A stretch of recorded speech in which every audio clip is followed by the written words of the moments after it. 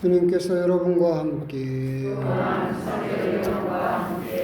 루카가 전한 거룩한 복음입니다.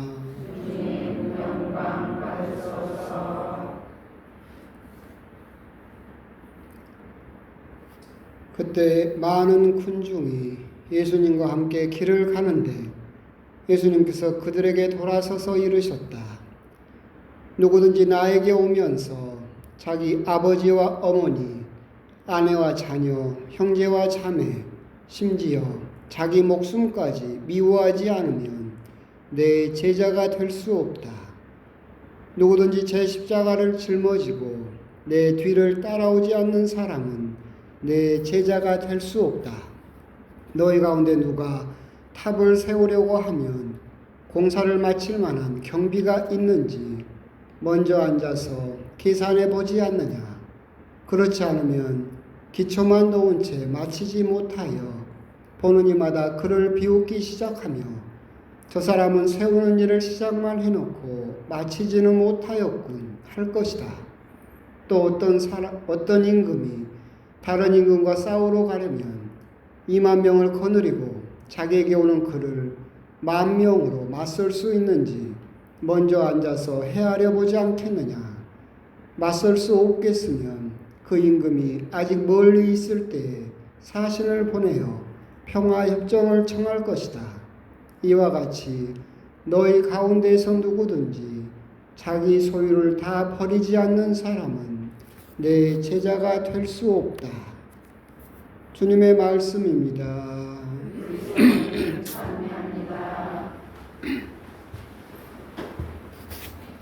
참 예수님.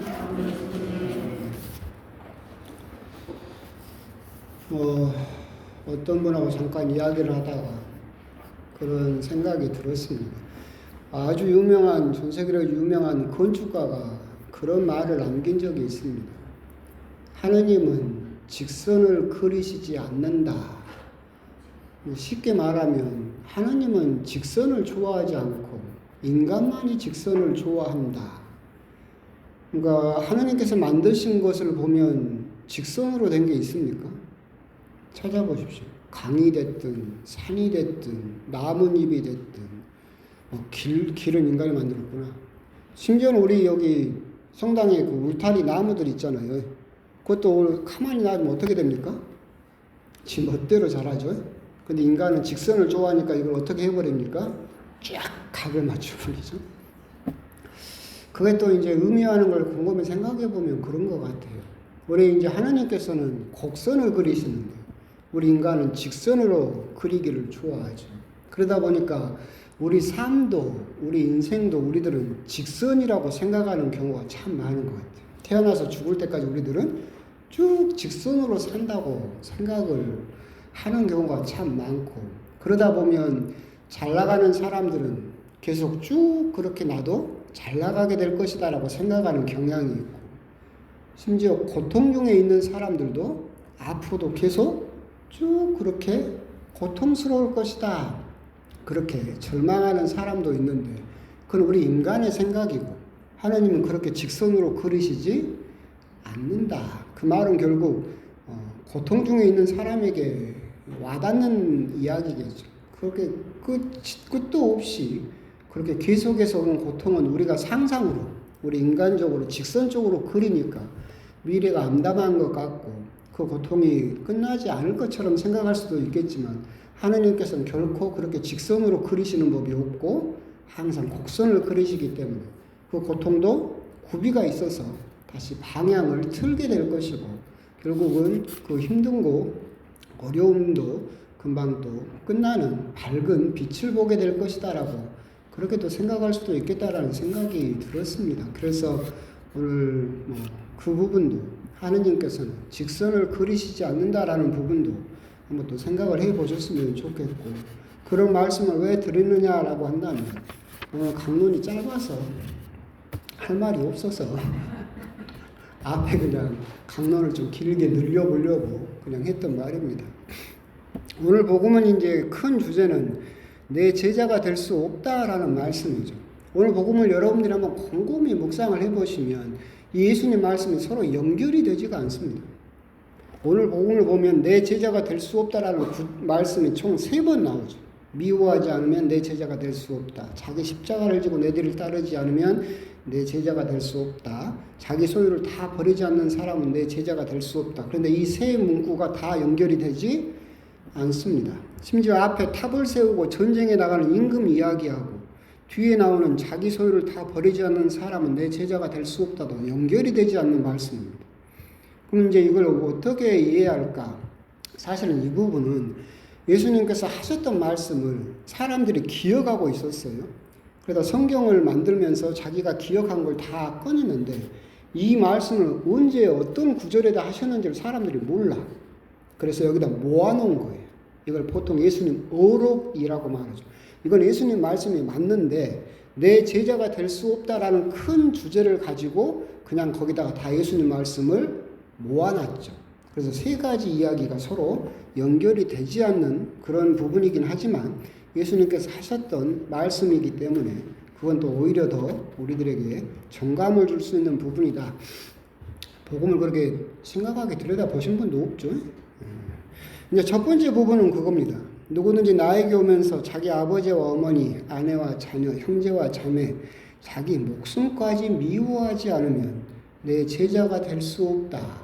굉장히 마음 아픈 이야기입니다. 그렇죠? 예수님 제자가 되기 위해서는 가족, 심지어 자기 생명까지도 미워해야 한다. 하지만 이 부분은 우리가 오해할 수 있는 부분이 있는데 예수님께서 쓰셨던 아람어, 즉 히브리어의 사투리라고 할 수 있는 아람어에는 비교급이 없습니다. 최상급도 없다고 그랬죠. 그래서 거룩하시도다를 3번 반복하는 이유가 뭐라겠어요? 최상급이 없으니까. 거룩하시도다를 3번 반복해서 최고로 거룩하시다는 표현을 그렇게 하는 것처럼 또 아람어에는 비교급이 없어요. 그렇기 때문에 미워하다라는 단어는 정말로 미워하라는 단어의 뜻이 아니라 덜 이렇게 생각을 해야 돼요. 더 사랑하지 않으면 덜 사랑하지 않으면 그렇게 이해를 해야 된다. 그러면 이 말씀은 무슨 뜻이냐면 아버지와 어머니, 아내와 자녀, 형제와 자매, 심지어 자기 목숨보다 하느님을 더 사랑하지 않으면 내 제자가 될 수 없다. 이제 그런 말씀으로 우리가 이해를 해야 되고 예수님의 제자가 되기 위해서는 이 모든 사람들보다 하느님을, 예수님을 더 사랑해야만 예수님의 제자가 될 수 있다라고 하는 부분을 우리가 또 생각을 해볼 필요가 있겠죠. 하느님을 더 사랑한다.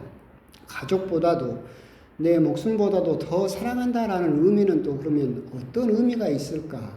저는 이것은 사랑의 출발선이라고 생각을 합니다.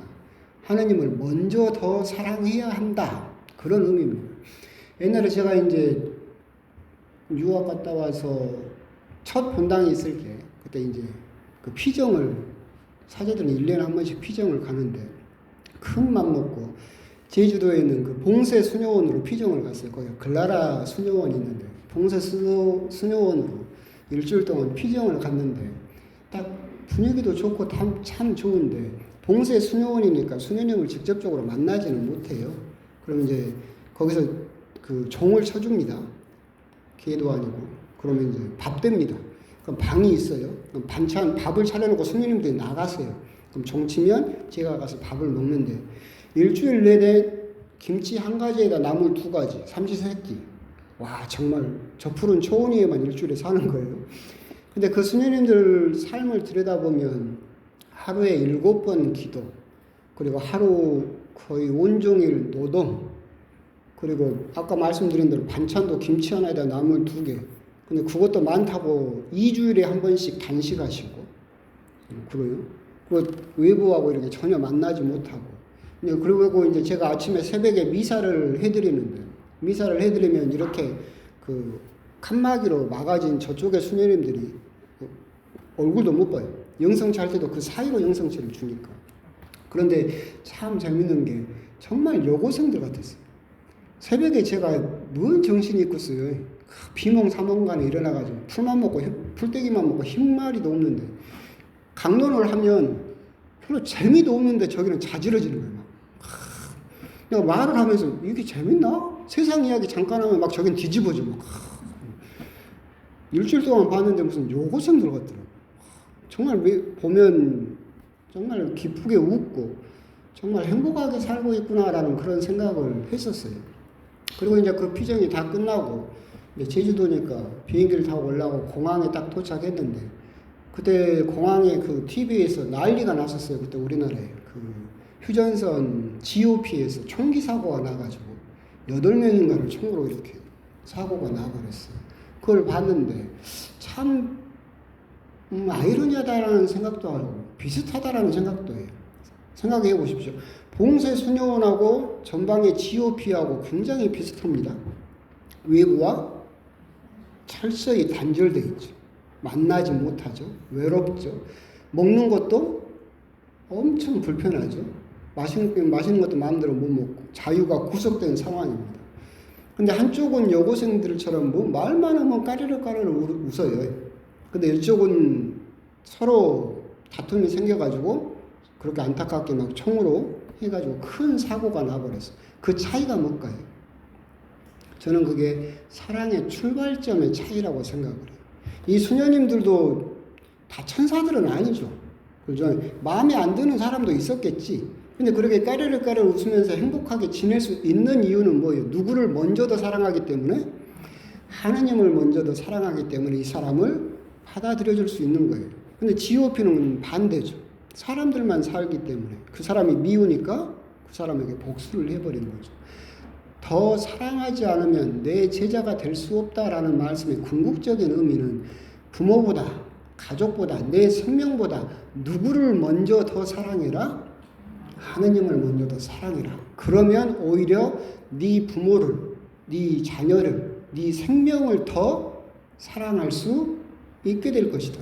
이 두 개를 비교해서 하나는 되고 하나는 안 되고가 아니라 하느님을 먼저 사랑하면 너의 부모님도 더 사랑할 수 있고 너의 자녀도 더 사랑할 수 있다. 여기서 우리가 생각해 볼 수 있는 점은 이겁니다. 우리는 많은 우리 신자들이 저하고 이야기를 할 때 꼭 그런 이야기를 해요. 요즘 남편하고 사이가 안 좋아서 좀 회복되면 그때 성당 갈게요. 자녀하고 뭐가 해가지고 마음도 불편하고 하니까 그 관계가 잘 풀리고 정리되면 그때 하느님 만나러 갈게요. 이건 뭐예요? 방향이 잘못된 거예요. 사람 사이의 관계가 잘 돼야만 하느님을 만나러 가는 것이 아니라 출발선이 바뀌어야 돼요. 누구를 먼저 사랑해라? 하느님을 먼저 사랑해라. 하느님을 먼저 사랑하면 그 사랑으로 누구를 용서하고 누구를 사랑할 수 있다? 지금 가족을 더 사랑할 수 있게 된다. 우리 많은 신자들이 꼭 신앙생활을 하면서 인간관계가 잘 풀려야만 하느님을 만날 수 있고 하느님을 사랑할 수 있다라고 생각을 하지만 그건 방향이 완전히 역전된 것이다. 오늘 복음에 나오는 것처럼 더 사랑하지 않으면, 먼저 사랑하지 않으면 너의 가족도, 너의 자녀도, 너의 생명도 사랑할 수가 없다. 먼저 하느님을 먼저 사랑하면 너희들은 그 사랑으로 옆에 있는 사람을 더 사랑할 수 있게 될 것이다 라는 의미로 우리들은 생각해 볼 수 있어야 되겠다. 아까 말씀드린 대로 봉쇄수녀원, GOP 정말로 상황은 거의 비슷합니다. 단절되고 괴롭고 외롭고 그렇죠. 그렇지만 벌어지는 결과는 너무나 달랐던 것. 그 사랑의 출발점이 어디였었느냐. 여러분들이 먼저 하느님을 먼저 사랑한다면 여러분 집은 뭐가 될 수 있습니까? 수녀원이 될 수 있죠. 근데 사람 사이에 먼저 관계를 풀어야만 하느님을 사랑할 수 있다라고 한다면 여러분 집은 뭐가 되어버리는 거예요? GOP가 되어버리죠.